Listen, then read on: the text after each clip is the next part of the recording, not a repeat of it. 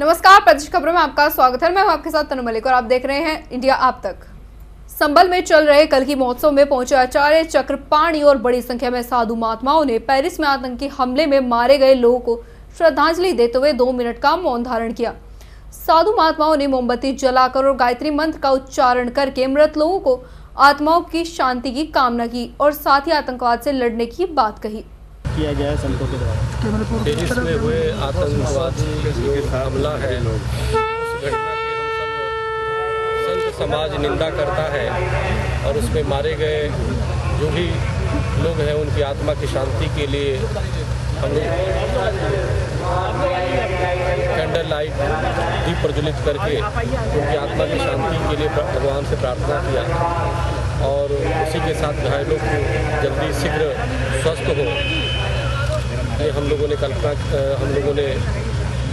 प्रार्थना की परमात्मा से और परमात्मा से प्रार्थना किया कि पूरे विश्व से आतंकवाद की समाप्ति हो, सब एक साथ मिलजुल करके रहे। यही आज हम लोगों ने प्रार्थना किया पूरे संत समाज की तरफ से और सभी धर्म गुरुओं ने इसमें हिस्सा लिया और हम अपील करते हैं सभी संप्रदाय और मजहब और धर्मों के धर्म गुरुओं से भी कि वो अपने अपने धर्मों में अपने अपने संप्रदायों में भाईचारे का संदेश दें और किसी भी इस तरीके की घटना की निंदा करें और कोई भी कट्टरपंथी या इस तरह की विचारधारा है उसको जितनी हो सके उसको दबाने का प्रयास करें और उसको पनपने न दें। देखिए, पेरिस में जो आतंकवादी हमला हुआ है हम उसकी निंदा करते हैं।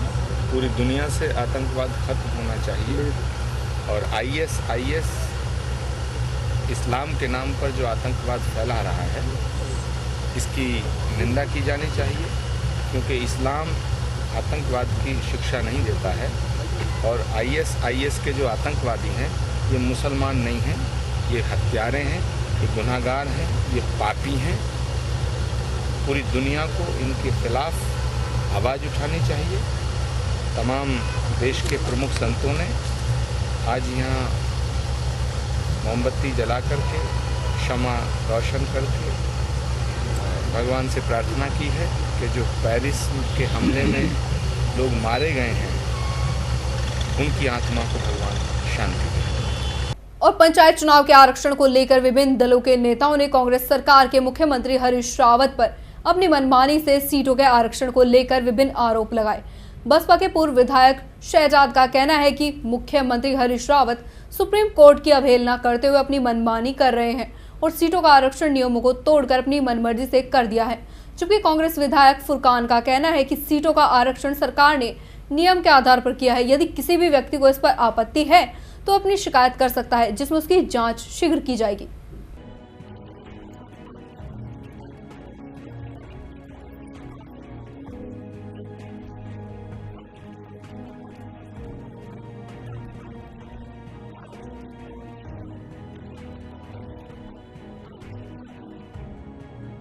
जो कल देर रात जिलाधिकारी और जिला पंचायत राज अधिकारी ने आरक्षण की सूची जारी की है कि स्तरीय पंचायत चुनाव की, वो सूची देखने में मालूम हुआ कि भ्रमांक सूची है। जो ग्राम सभा की सीटें हैं उनमें भी क्रम संख्या और परसेंटेज का ध्यान नहीं रखा गया है और जो जिला पंचायत की सीटें हैं जहाँ एससी बाहुल्य रहते हैं लोग, उन सीटों को उन्होंने आरक्षित करने का काम नहीं किया है।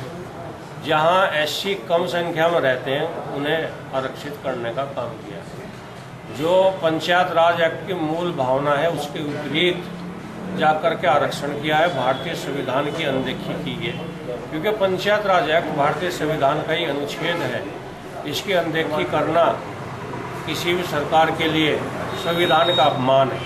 जहाँ मुस्लिम बाहुल्य सीट थी उन्हें चुन चुन के आरक्षित करने का काम किया गया है। जहाँ जनरल लोगों की सीटें थी उन्हें चुन चुन के आरक्षित करने का काम किया गया है। एक व्यक्ति विशेष के लिए पूरा डिपार्टमेंट, जिलाधिकारी और ये सब कुछ लगे रहे रातों और तब जाकर के इन्होंने सूची जारी की है जिसकी हम लोग निंदा करते हैं और इसके खिलाफ हम संघर्ष करने का ऐलान करते हैं कि हम इसके खिलाफ संघर्ष करेंगे। और फरीदाबाद की यामा कंपनी में शाम उस समय बड़ा हादसा हो गया जब कंपनी में गैस लीक होने से 7 कर्मचारी इसकी चपेट में आ गए, जिनमें से कि 3 कर्मचारियों की मौत हो गई और 4 कर्मचारी बुरी तरह से घायल हो गए, जिन्हें एक निजी अस्पताल में भर्ती कराया गया है, जहां उनकी हालत को गंभीर देखते हुए उनको आईसीयू में रखा गया है।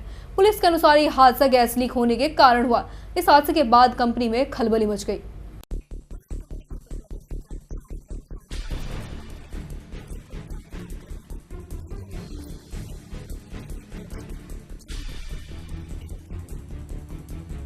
यामा कंपनी मोटर प्राइवेट लिमिटेड, उसमें 3 आदमी डेड मृत अवस्था में, 4 बेहोशी हालत में दाखिल सरोज हॉस्पिटल में दाखिल हुए। तो 3 की मौत हो चुकी है। 3 की मौत हो चुकी है। जिनके उनके नाम क्या हैं जो तीनों की मौत हुई है? उनका नाम नहीं पता।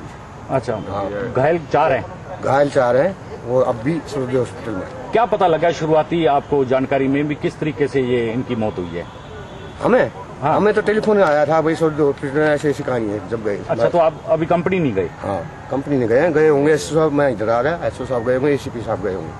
अब डेड बॉडी लेके इधर पोस्टमार्टम के लिए ले आए? हाँ, पोस्टमार्टम। अभी बताया जा रहा है गैस लीक होने से ऐसा हुआ है। हाँ, ऐसा ही हुआ। आदमी की मौत हो चुकी है। हाँ। और 4-5 आदमी हमारे यहाँ अभी सही सलामत दाखिल हैं। हाँ, दाखिल। मतलब कुछ पता नहीं लगा किस तरीके से गैस लीक हुई, क्या कारण? इसके बारे में हम कुछ नहीं कह सकते। क्या था, कमरा था या क्या था? नहीं, वहाँ पर हमारा जो है डीएम वाटर बनता है। अच्छा। तो वहाँ पर कोई केमिकल है क्या है, इसके बारे में हम कुछ नहीं कहा, हमें कुछ नहीं पता। अच्छा, ये तो जो बनाने वाले हैं वही बता पाएंगे। तो उस कमरे में मतलब जो भी जा रहा था वही बेहोश हो रहा था? नहीं, उसके मतलब बाहर तक भी जो गैस फैल रही थी वो भी वहाँ तक भी उसकी स्मेल आ रही थी। अच्छा। पेंट शॉप था क्या वो?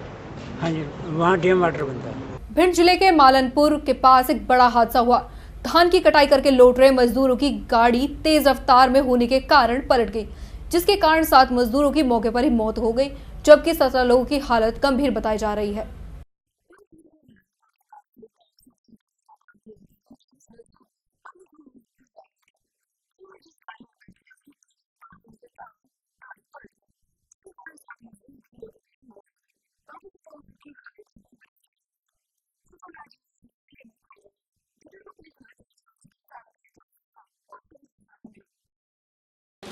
ये घटना ये है कि चौकरकर के गांव है जो कि ललितपुर ज़िले का गांव है, थाना ललितपुर लगता है।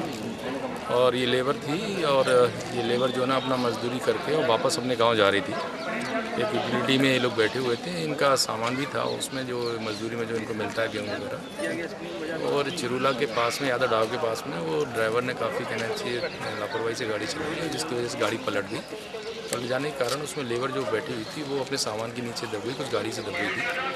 उसमें घायल हुए हैं, 7 लोगों की डेथ हुई है उसमें, बाकी जो घायल हैं उनके उपचार से करा रहे हैं। क्या इसमें क्या गलती क्या मानते हैं सर? क्या इसमें निश्चित रूप से इस ड्राइवर की गलती थी जो गाड़ी चला रहा था, इसमें लेबर बैठी। इनके लिए भी क्या व्यवस्थाएं की जा रही हैं? अभी जो घायल हैं उनका प्रॉपर इलाज हो रहा है, डॉक्टर्स की टीम लगी हुई है, सारे डॉक्टर्स आ गए हैं, सीएमओ साहब भी खुद टीम के साथ यहाँ पर इलाज कर रहे हैं। और करनाल में रविवार रात राष्ट्रीय राजमार्ग पर उच्चानी गांव के पास 4 गाड़ियां आपस में टकरा गई। 2 ट्रक और 2 कारों के बीच जोरदार टक्कर में 2 महिलाओं समेत 5 लोग घायल हो गए।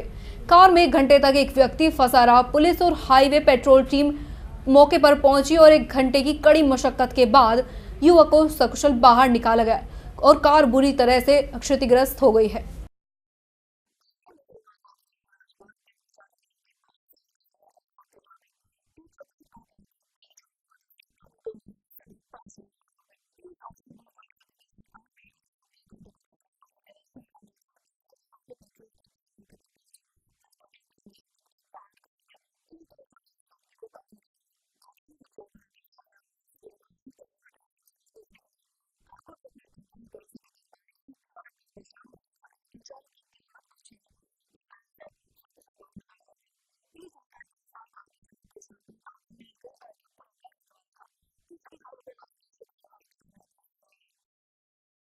हमने क्या देखा कि इधर से करनाल अपना कुरुक्षेत्र से आ रही थी गाड़ी, करनाल की तरफ जा रही थी गाड़ी। जो मेन हाईवे ट्रक था उसकी स्पीड थी बहुत ज़्यादा, जाम लगने के कारण गाड़ियाँ सभी खड़ी थी अपनी अपनी साइड में।